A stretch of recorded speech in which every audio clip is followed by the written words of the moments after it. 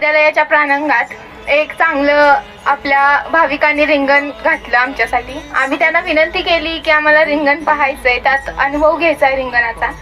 आणि त्यांनी एक छान असं रिंगण घातलं. त्याचा अनुभव काय असतो, त्यात किती मजा येते, सगळे भारावून जातात, हे सगळं आम्ही त्यात अनुभवलं. किती सगळेजण आपण कोण हे सगळे भारावून गेले होतो. सगळे फक्त पंढरीची वारी, आपण पंढरीची वारी काढली आहे. सगळे फक्त पांडुरंगाचा जप करत होते.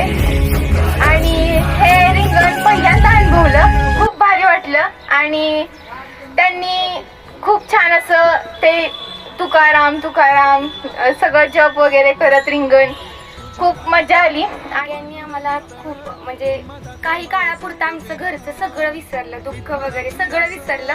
असं वाटलं पंढरीत गेलं. राम कृष्ण हरी जय जय राम.